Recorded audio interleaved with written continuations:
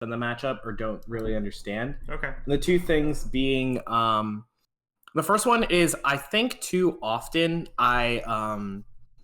the only way I know how to like cover jumps is with full hop, and that can be very unreliable because every time I'm wrong on a full hop read, they cross up back air. Yes. Yeah, and it's just like, especially versus really, really campy players, like not only do I have to like full hop at the correct time, like I have to know exactly where they're gonna jump, and it's like it's a really tough read to make all the time. Okay. And the other thing is recovering. I feel like I get hit too often when I'm like recovering and like, you know, getting back aired. Yeah, we've talked about that a little bit. So yeah. I think we talked about it with Cheek. I forget if we talked about it with. I think we just watched Sheik and Falco, and we kind of had the sense that like this is a consistent issue. Mm-hmm. But I forget, we had like a generalization we made about, I don't know what it was, something about the opponent's range or drift or something, but I said something along the lines of you should like pause videos and try to figure out exactly where they can hit you, and like I don't know if it was you or not, but I said you should try recovering a certain way every time and seeing if it actually gets you hit or not. Mm-hmm. Does this sound familiar at all? I think it does. I think you did say that. I think it's like a thing of like not knowing the ranges and picking float heights that like don't and I have any mix-ups. Forget if I said it to you, but I have the feeling that it was something along the lines of like, hey, try just recovering and assuming they can't hit you, and then when they hit you, like take note of it. Mm-hmm. Right. And for this match, I think the match I wanted to look at was Game 5 because it was on Dreamland, which has lots of like, you know, circle and stuff. Dreamland's annoying. Yeah, I like hate Fox Peach a lot of times on both sides. Yeah, it's a frustrating matchup. It's like really hard to kill Peach and then really hard to catch Fox. It'd be less frustrating if neither side camped. But it's like a prisoner's dilemma. Like I feel like a gentleman's to not camping, but they prisoner's dilemma me into camping, and it's fucked up. Yeah. If we just not like, I don't think both sides camping each other is better than both sides attacking each other. But if you're just trying to play normally and the other guy really wants to camp you, then it's just like it's so much easier to not try to hit them.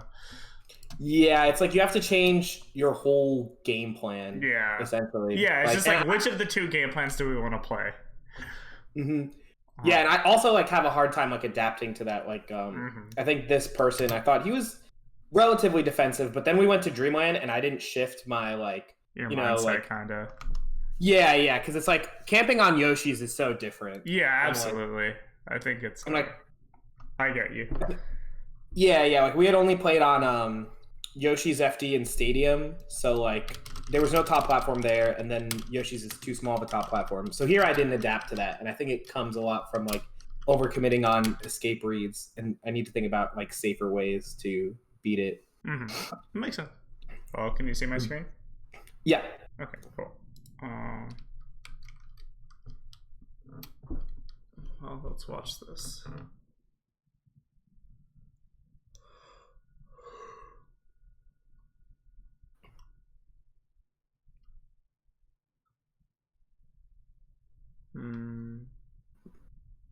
I feel like you kind of had him like 5 different times, but you like I don't know if you didn't want to commit or you weren't like being specific about what you thought was going to happen.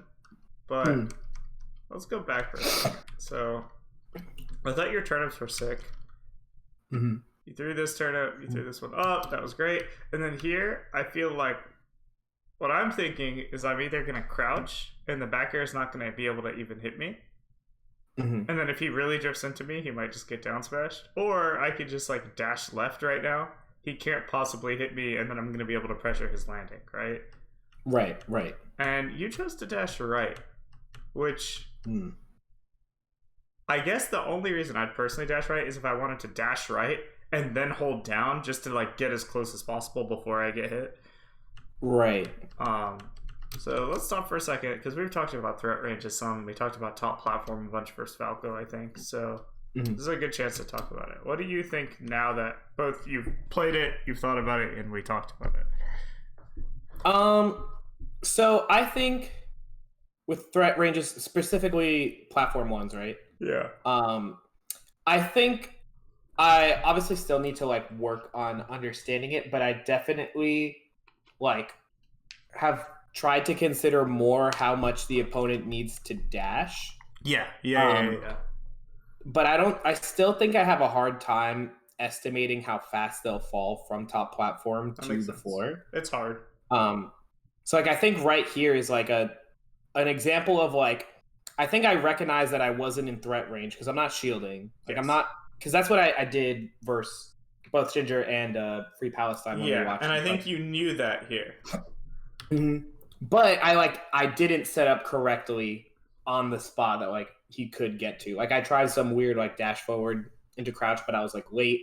And I think Yeah. crouch was just like fine there as well as dash back. I do think if you hit a dash forward into crouch, that would have been really sick too. So if that's what you were trying to go for, I think that's really good. But just, I think these are the moments where you're talking about, okay, like I heard your description of the set, the player, and then this is the first thing I see.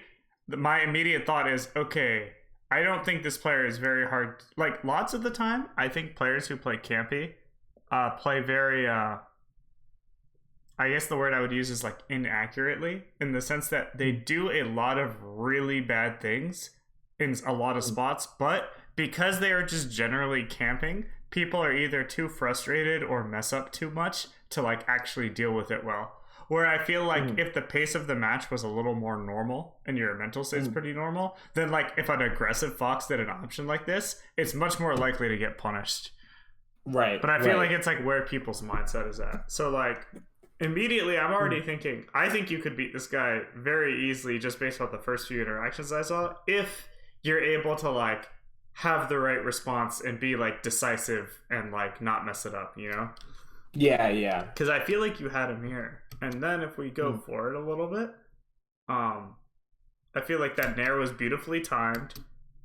And I feel like this was pretty good. And then you weren't able to play this situation quite well enough. So what I mean by that is there's two things, if we can talk about it. One, look at your fair timing and look what he's doing.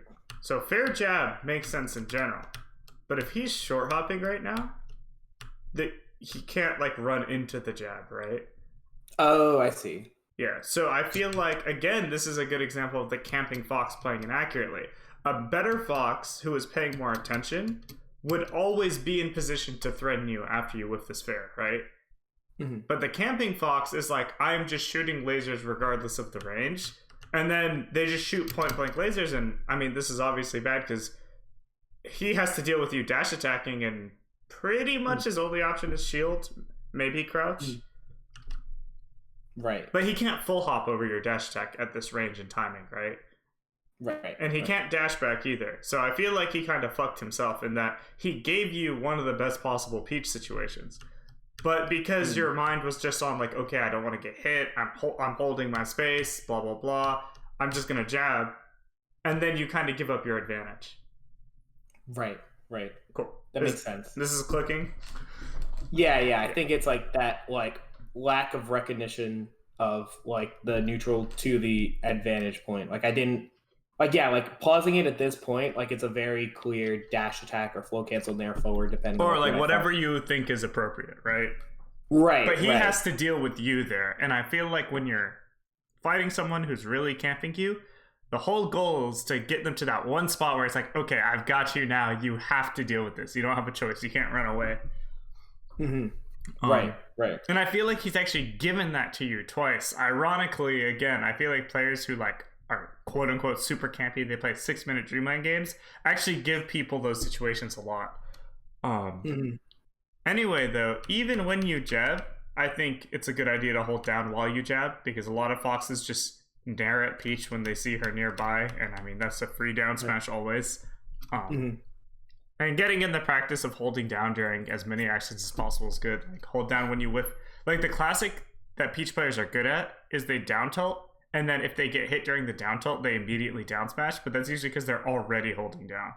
Right. But I feel like Peach mains are really good at looking for it. So it's not like Peach mains don't know when to look for it. It's just if they're not already holding down, they don't switch to doing it a lot of the times.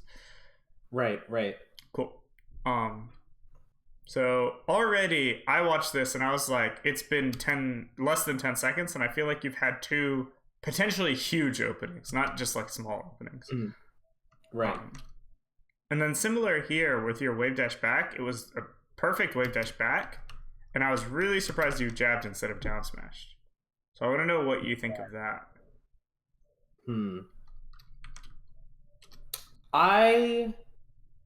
So I think the jab is bad, obviously, but I think like part of my issue with like, I think when I realize the opponent is going into camping mode is that I'm really afraid to guess incorrectly on like one of these. So like I think right here it's like in hindsight it's like very clearly like, you know, wave dash back, anything but jab. Yeah, and it's like he already double jumped, which I think is really important. So like when you watch it, you probably knew that, but like I sometimes am not sure how much people notice. So when you watch this, does your brain immediately go, okay, he has no mix-up left, like he has no jump, he's kind of out of drift options? No, I do not think that. Yeah, so like the best he's got, well, he could have landed on top platform, but once he didn't land on top platform, another thing to think about is that if he goes from above the platform to below, he has to be holding down, right?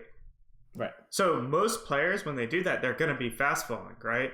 I've actually never fought a player that falls through platforms without fast falling. It is possible to do that, but nobody does it.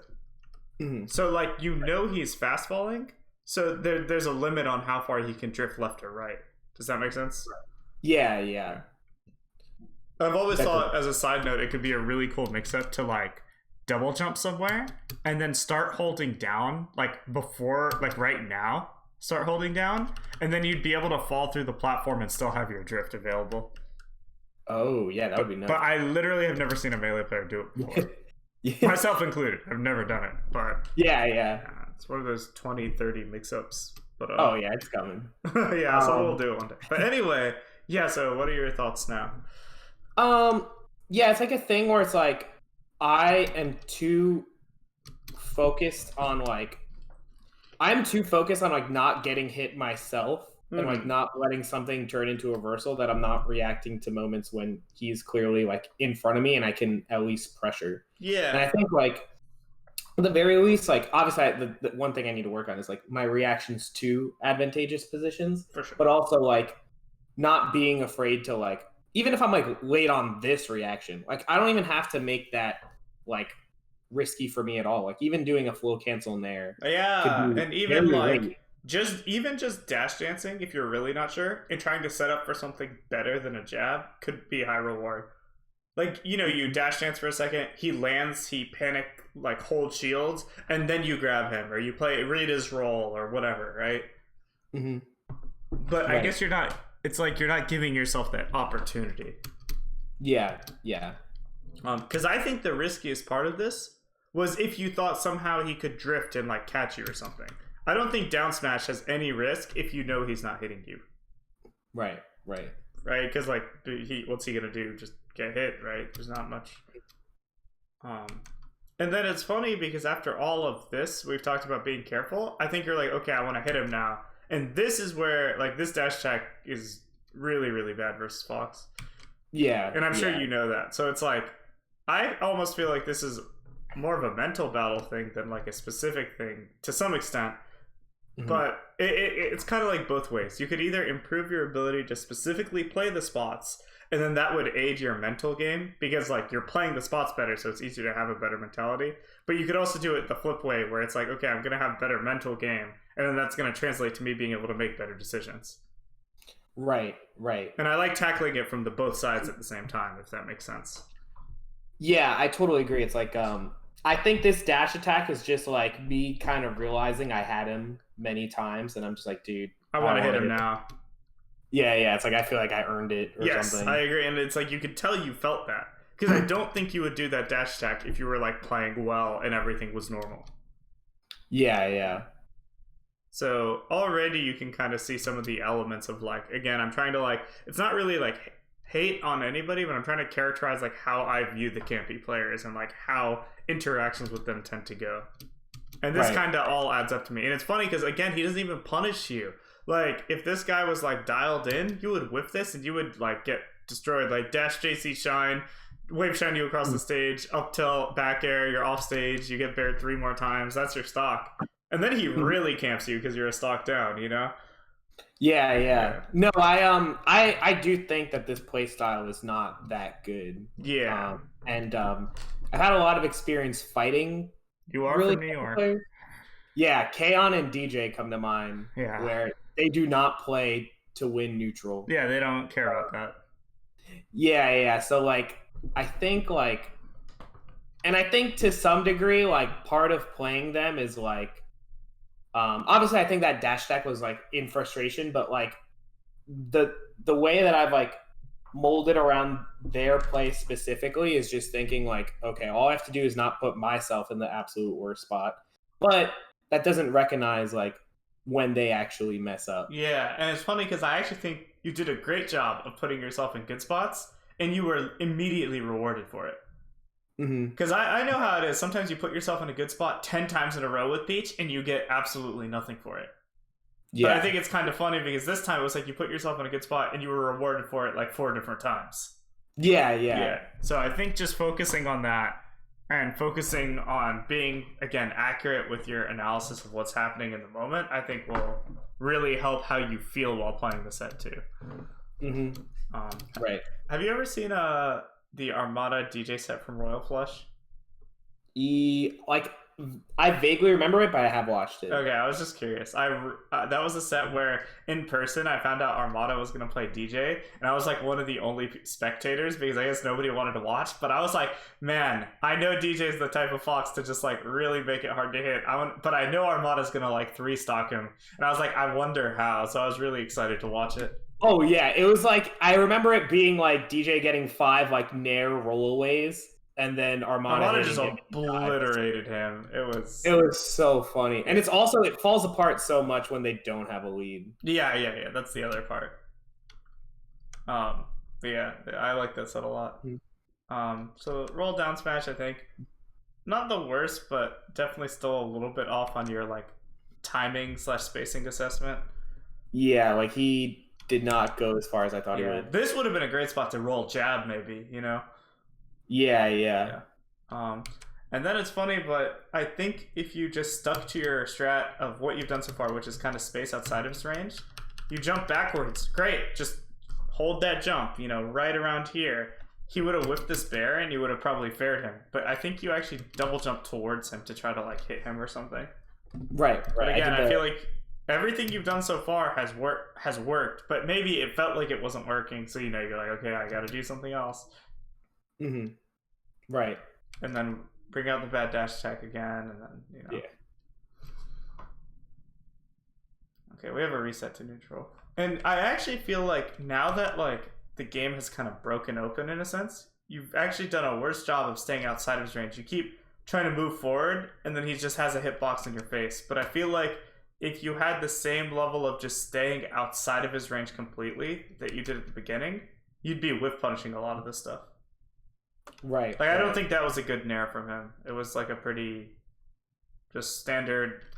I don't know if you think about this much, but I've noticed this a lot with Peach players, is that when Peach float aerials, Fox players think they can react to the float aerial with an attack. But because you did the bear quickly and, like, with good execution, by the time he gets there, he's already, like, half a second late. Yeah, no, I see that. That's really, like, that's been the case for, like, literally 10 plus years in Fox Peach, is Fox mains attack when they see the Peach do the float, and every Fox player, I feel like, has a slightly different interpretation of how that works, but none of them do it correctly. Because the thing is, if the Peach has good execution, her float aerials are not reactable at all. And then some Foxes that make up for that they'll see the Peach float, and then just assume the aerial is coming. And that makes it a little better. But then I always tell the Peaches, like I would tell Casey, like, hey, hold your float for 1 second here. The Fox will just come in and try to hit you. Because, like, Kalindi would up smash Keizu, like, every single time he floated, because he knew Keizu would fall with a fair. And I was like, but he's not actually reacting to you, because it's not possible, you know? Yeah. So this whole dynamic Go ahead. Go ahead. I was gonna say I also like on top of like holding my float a little. Or actually, I have two things to say. One unrelated, one kind of related. But Sure. when it comes to holding my float and like coming down with an aerial, there's something that it's like tangentially related, but like I've noticed that because I've been watching a lot of Keizu, and something he does is like when he comes down with an aerial, he wave dashes back instead of dashes back. Yeah. Which I think is like, and it's like very obviously intentional because he does it like like a bunch of times, like way more over dash back in a lot of cases when he's like, it looks like he's trying to use that to whiff punish. And I noticed this back air, the one that misses, like when I dash back, like I have to like, I do like dash dance into shield because I'm not quite positioned. Yeah, and it's all harder to punish. That makes sense. Yeah, so I was curious about your thoughts about like what I should be doing post aerial that should help me more. Okay, so I think if you can get the situation to be a good one without wave dashing, it's always better to do that because Peach's wave dash is so fucking slow that like if they come in earlier, it gets you hit. But sometimes the only way to do it is with a wave dash. I also think specifically, you can always dash into wave dash. Like use that initial dash to get you out of the way faster than a wave dash would, but then use the wave dash to help you set up the whiff punish. Right. And in what ways does it help you set up the whiff punish? Is it like the fact that like I get a lot of horizontal? It's like you get the horizontal, but you're also standing still, so you can use down smash. Oh, okay. That's the big thing, because if you're dashing, you can't down smash unless you can pivot consistently. And even then, you're pretty limited, because like Peach's dash is pretty short. So yeah, the big reason I think is because you can use grounded attacks whenever you want to with the wave dash. And with the dash, you kind of can't. Right. I want to. Go ahead. I also wanted to ask, and I think this is something of like all matchups, especially since I just played Pleb, and I think it's something I have a problem with like Falcon, Fox, Sheik, all these opponents where like I think I have this problem where when someone is like dash dancing, I like completely like overestimate how fast they can come in. And so like someone can be like really outside my range, but I think when they dash forward to do like running shine, they're going to get way closer to me than they do. And I think that makes me throw out an aerial early before they get close. And I guess I feel like this, or I don't know how I feel about this back air in particular, but like I do it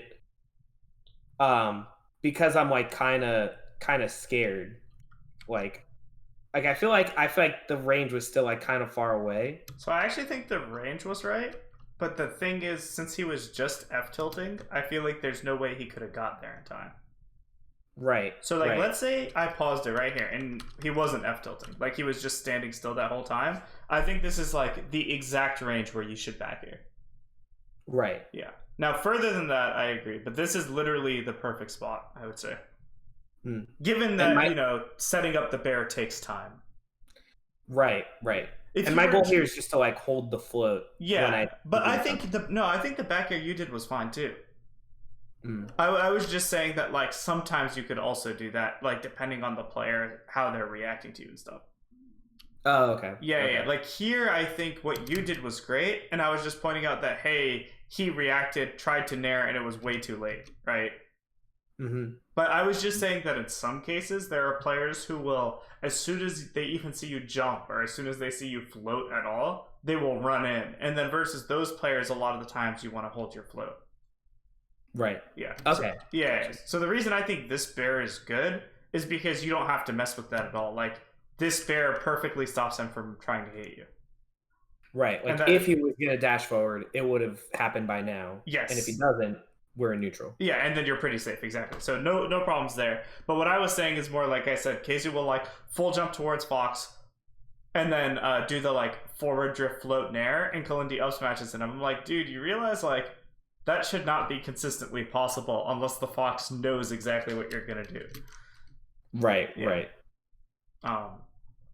But anyway, if you feel like dashing back makes it hard for you to whiff punish, maybe you should like shadow box some sequences, either like with a friend who plays Fox or with 20xx, Like I do this in lessons sometimes too. I'll like connect to them on Dolphin, and I'm like, hey, I'm gonna nair at you at the same timing that this fox did. I want you to bear dash back and then see all the different ways you have to punish and pressure this option.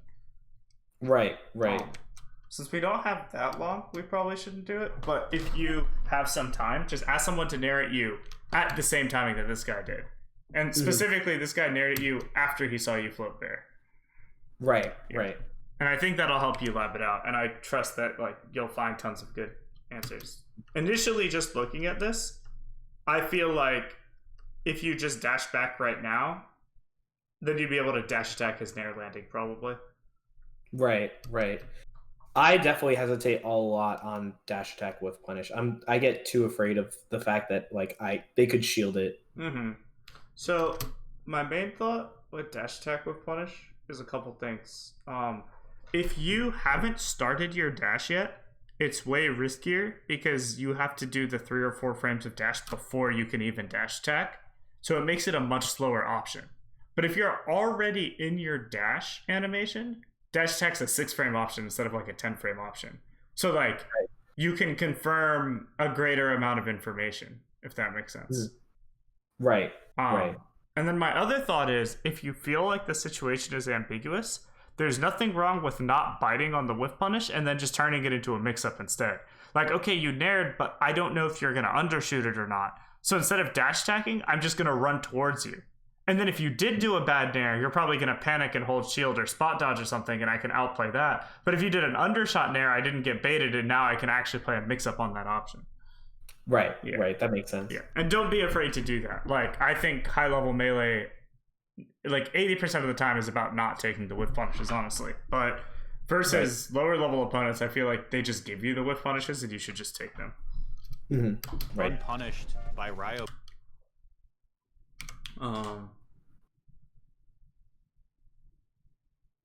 Yeah, so I feel like... Go ahead, what's up? Oh, I'm not sure what I tried to do here. I'm not sure either, but I kind of feel like you just got yourself in a really bad spot where, again, like, all this guy's doing is, like, running away, shooting really shitty lasers regardless of the range. And I call them shitty just because sometimes he does them, like, half a character away from you, like this one. Yeah. But then other times he does it far, and then he's just like, okay, time to nair in. And I don't think he saw anything. He just saw you in the air. He's like, what if I nair? And I feel like if you were just doing more standard, like, this is a good, I hold my float, the fox nairs at me, and then he just gets fared afterwards, you know? Yeah.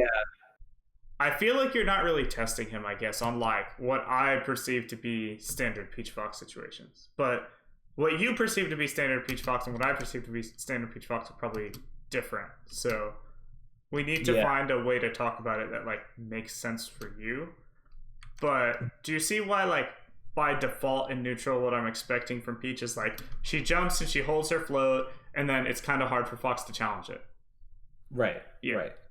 So I'm seeing that, and I think, like, why I mentioned this, like, dash thing is that, like, I think I particularly do, like, these early flow cancel aerials because I think they're going to run in, like, as early as possible. Yeah, so this goes back to maybe that other thing you said. Right, like, I feel too afraid to, like, hold float a little longer. Like, it's like a thing where it's like I know that, like, I do it to mix up my timings, but I think in spots where I'm, like, nervous or, like, you know, frustrated, I always think that, like, if I hold float for too long, you're just gonna get hit. Yeah. Like, that's like I think that an ingrained bad habit of mine. So I do think it's possible for them to hit you a lot of the times, but then they're taking a big risk, and if you commit to these earlier aerials like you are, you will hit them out of it for sure. Right. But again, let's try to be specific. Wait, have you heard me talk about the reaction point stuff? I've heard you say that term a lot. Okay, but have we talked about it? No. Okay, let's talk about it real quick. So there's this idea that, like, you know, you are limited by your reaction time, right? Like, whatever you try to do, you can only do it based on your reactions. And your reactions are in the realm of about 15 frames within the scope of melee. This is just like all people. Some people are a little faster, some a little slower. But we're going to work with around 15 frames. So the idea is just that you should never commit to a decision based on information you saw more than 15 frames ago. Right. Like, you can start thinking about it. Like, let's say I see something 30 frames ago, and I'm like, okay, well, that makes me kind of want to do this. But I'm not going to commit to it until I confirm I eke out the most information I can. And the latest point in time I can get that information is 15 frames before I make my decision. Mm-hmm. And the idea is just that you should always, eyes on your opponent character at all times, and then you should be making decisions off that. Obviously, I don't expect you to time 15 frames, but I do expect that players should try to develop an intuitive sense for when the last moment they can react is. Right. Like, just on a purely intuitive level. So you remember that early situation where we talked about you fairing and then he was lasering, but you jabbed anyway? Yes. So I think it was around here. This is a good example of a failed reaction point where I feel like knowledge-wise, you know that jabbing there is useless if he's double lasering, but this indicates to me that you decided to do the jab, let's see when. He's grounded right now. You probably haven't seen him jump yet, So he goes airborne now. So I'm going to assume you stopped reacting now, let's say. So this is 1, 2, 3. I'm just going to count 4, 5, 6, 7, 8, 9, 10, 11, 12, 13, 14, 15, 16. And then she's going to land 17, 18, 19, 20. And now you're jabbing. So essentially, if I'm being generous, you probably played as if you have a 20 frame reaction time. Right. But I want you to just look at it without counting and tell me if you feel like you could have seen the fox short hop before you decided to jab. So let's watch it once or twice.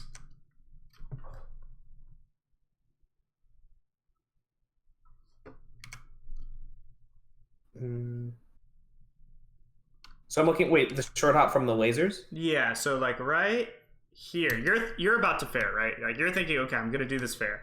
I want you to tell me if you can see the fox short hop right now for the lasers before the peach has to commit to I'm gonna jab after this fair. Right. Does that make sense? Yeah. Okay. So again, it happens around now. So you nair him, and then you do this double jump, and then you start coming down with fair. So that's your cue.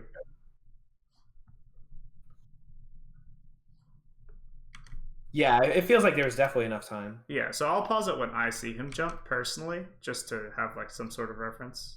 Ideally, I'd have you pause it. So let's go back. And I'm gonna pause when I see him short hop for the lasers. So right here, I already saw him wave dash, and I think my brain just saw jump squat. But I'm gonna look for him to actually go airborne. So right here is when I've definitely seen it. Right, and there's still plenty of time. Yeah, so you still have your 4 landing frames left to decide, essentially. And of course, this is different, slightly different for everyone, but you're gonna be pretty close to what I am, either slightly faster or slower. So I think that's a very, very important skill to develop as a melee player. It's having that intuition for when is the last point I can react for everything. And for some things, you want to practice them more explicitly. So a good example is Peach's wave dash takes 15 frames. So every time you input a wave dash, you don't have to decide what you're going to do out of the wave dash until the moment you press X or Y. Does that make sense? Yes. So the amount of time it takes you to notice something and make a decision is the same time as her wave dash. Oh, I see. Okay. Yeah, so when you press X to wave dash or Y to wave dash, in that moment should be the moment you decide what you're doing at the end of your wave dash. Right. But some people, let's say you're playing with a 20 frame reaction time, you'll decide you're going to down smash after your wave dash maybe 4 or 5 frames before you even input X or Y. And then the fox did something bad in those 4 or 5 frames, and then you couldn't notice it. So then your decision, maybe it made sense with a 20 frame reaction time, but it didn't make sense for a 15 frame reaction time. Right. Yeah. That does make sense. Cool. And that's why I always hate those 1 frame reaction task spots, and people are 20xx, because I'm obviously, if you gave me 1 frame reaction time, I would be a task bot. Like that's not really interesting to talk about. What I care about is like, how can the game be played within like what's reasonably human? Right. Cool. So the reason I wanted to talk about it so much is because that might help you a little bit with that situation you mentioned where you feel like you attack even though Fox is a little too far away. So I think it happens specifically here with the nair. So we're going to look for this.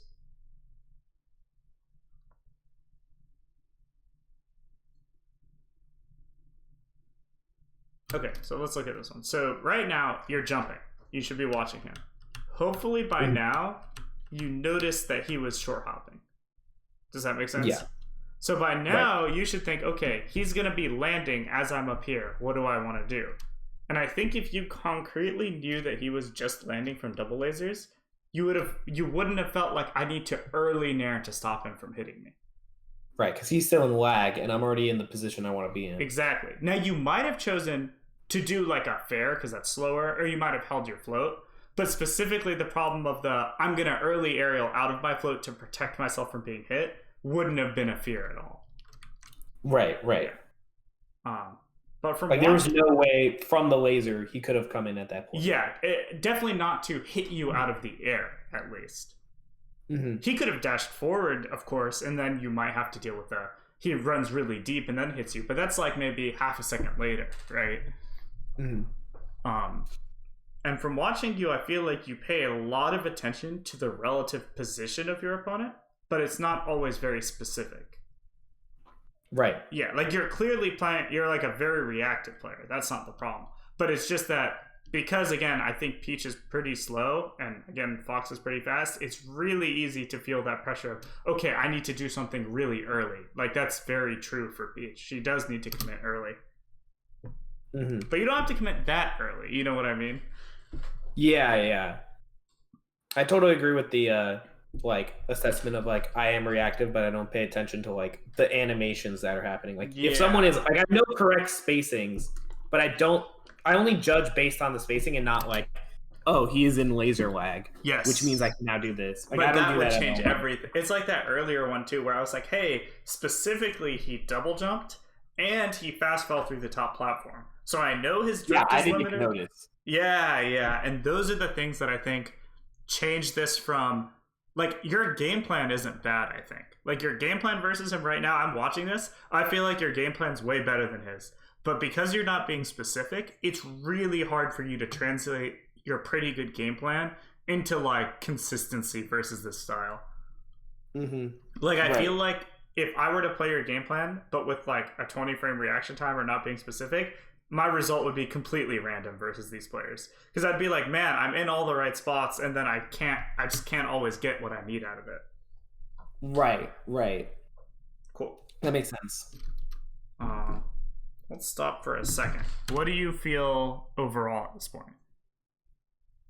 I feel like I think I came into it thinking, I forget how I started this. I think I said, I thought the problem was like reacting, or like my only way of reading someone was a full hop. I actually thought that was the problem, but it might wasn't be a that problem, at all. By the end of the game or something, right?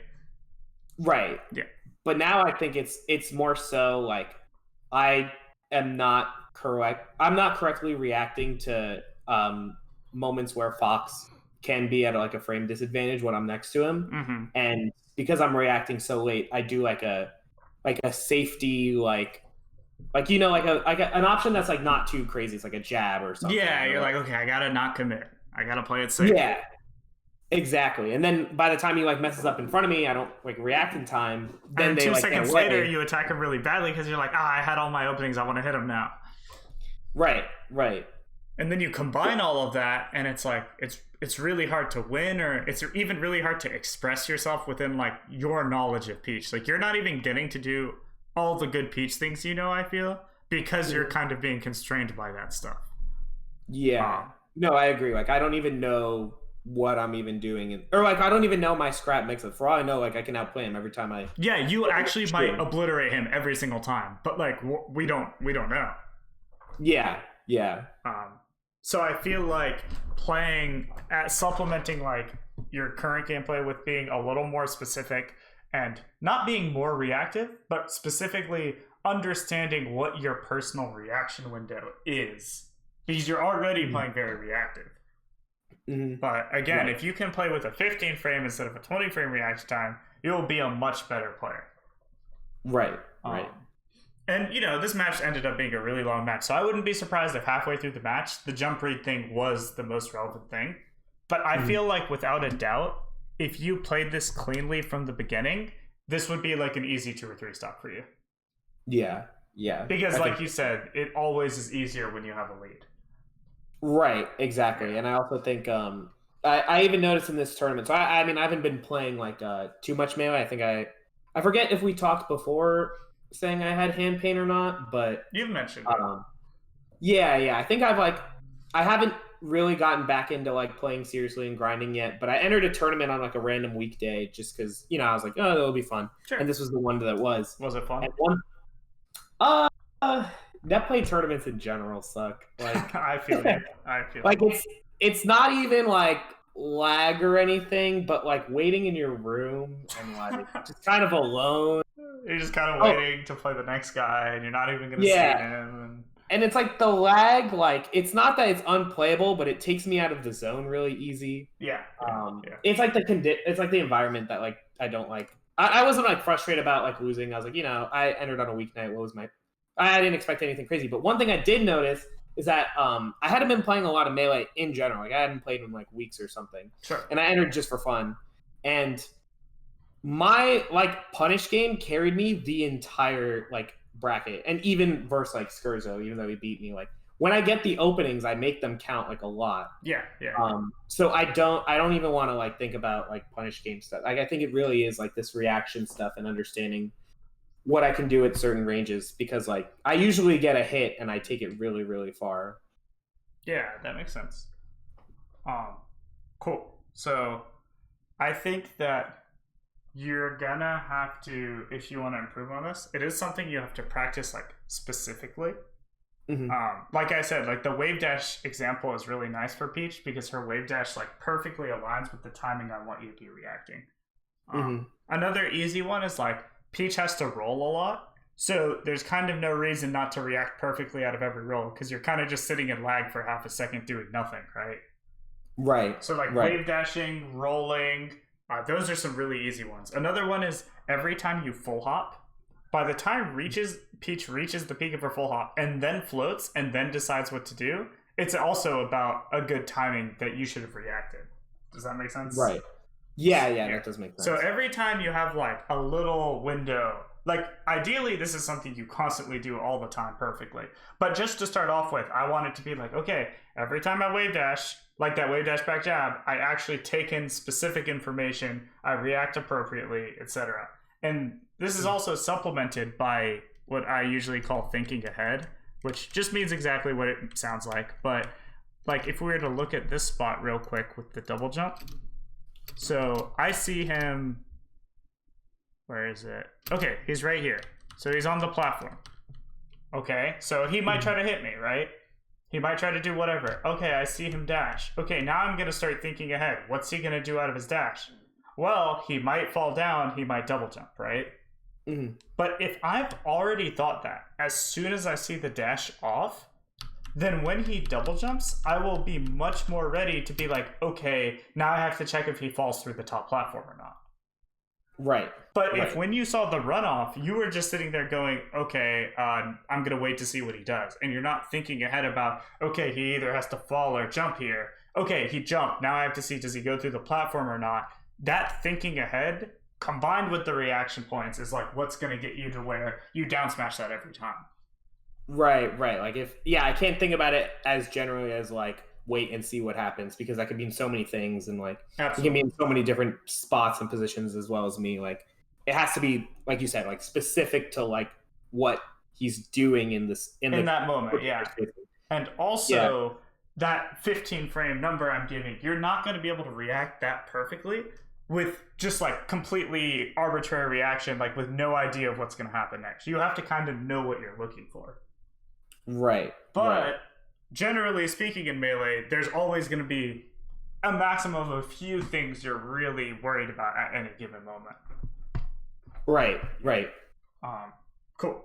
So I think again, wave dashes, rolls, full hops. There's a lot of them, but like I would start there first, and then kind of work up from there to harder stuff.